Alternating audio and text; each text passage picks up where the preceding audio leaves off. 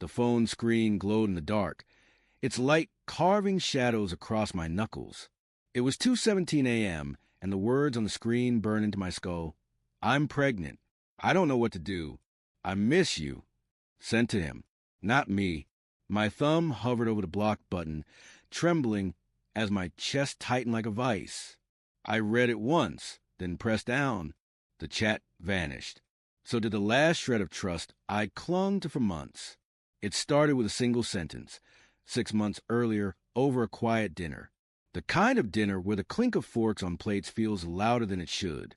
Sarah sat across from me, her eyes fixed on her wine glass, swirling it slowly like she was trying to summon courage from the Merlot.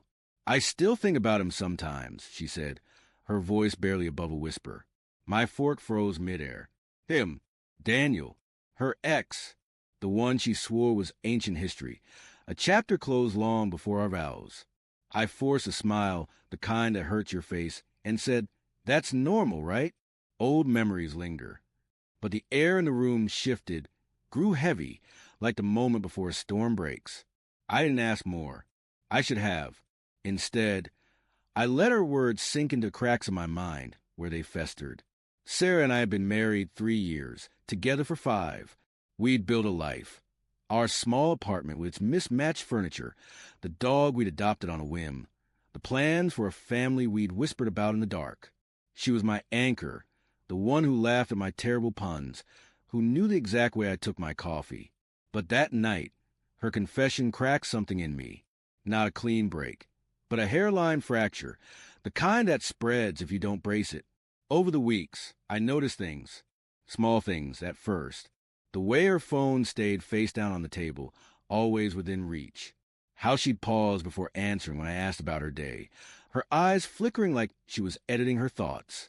I told myself I was paranoid. People think about their exes sometimes. It didn't mean anything. But then there were the late-night texts she'd send when she thought I was asleep, her fingers tapping softly, the glow of her screen illuminating her face in the dark. I'd lie there, pretending to sleep, counting the seconds between her replies, wondering who was on the other end. I tried to talk to her.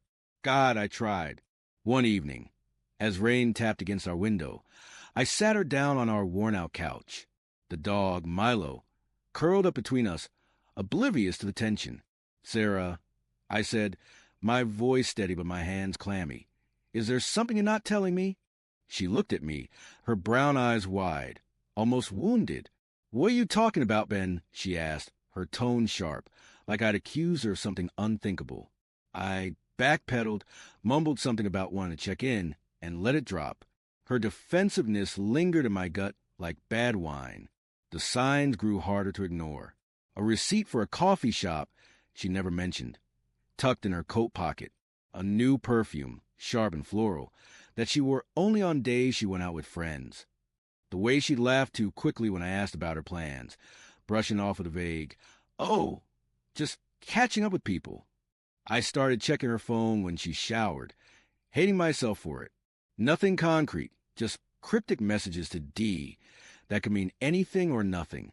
Missed you today. Can we talk soon? My mind spun excuses for her. Maybe D was a co-worker, a friend. Not him. Not Daniel. But doubt is a slow poison. It seeped into every moment. When we made love, I wondered if she was thinking of him. When she smiled at me, I searched for guilt in her eyes. I stopped sleeping properly, my dreams jagged with images of her slipping away. I'd wake up to find her staring at the ceiling, her expression distant, like she was somewhere I couldn't follow. I wanted to scream, to demand answers, but fear kept me quiet. What if I was wrong? What if I broke us for nothing? Then came the night that shattered everything. I'd been out late, a work dinner that dragged on too long.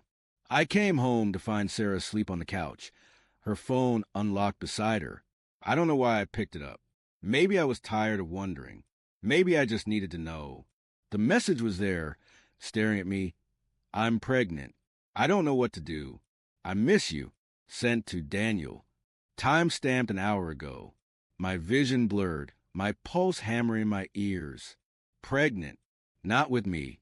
We'd been careful, hadn't we? I scrolled up, my hand shaking, and saw months of messages. Late-night confessions, plans to meet, promises to figure this out together. Each word was a blade, slicing through the life I thought we had. I didn't wake her. I couldn't. I stood there, staring at her sleeping face, her lips slightly parted, her hair spilling over the cushion. She looked so peaceful, so much like the woman I loved. But she wasn't. Not anymore. I blocked his number from her phone, my thumb pressing harder than it needed to, as if I could erase him from her life. Then I walked to our bedroom, shut the door, and sat on the edge of the bed, the silence screaming in my ears. The next morning, Sarah was different. She moved through our routine like a ghost, her eyes avoiding mine. She didn't mention the pregnancy, and I didn't ask. I couldn't. The words were trapped in my throat, choking me. I watched her pour coffee, her hand steady, and wonder how she could act so normal when everything was broken. "You okay?" she asked, her voice soft, like she was the one worried about me.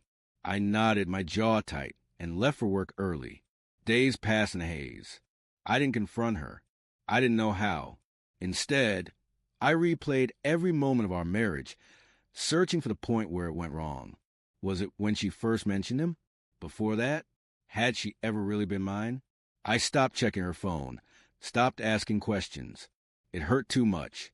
But the truth was there, in the way she'd linger by the window, staring at nothing, in the way her laughter stopped reaching her eyes. A week later, I came home to find her sitting at the kitchen table, her phone in her hands, tears streaking her face. "Ben," she said, her voice breaking, "we need to talk." I knew what was coming. I'd known since that text. But hearing it, her confession about Daniel, about the pregnancy, about the months of lies, felt like falling into ice water. She begged me to understand, said she was confused, that she loved me but couldn't let him go. I listened, numb, until she reached for my hand. I pulled away. "I'm leaving," I said, the words flat, final. Her eyes widened, but she didn't argue. Maybe she knew I was already gone. I packed a bag, left the apartment, and didn't look back.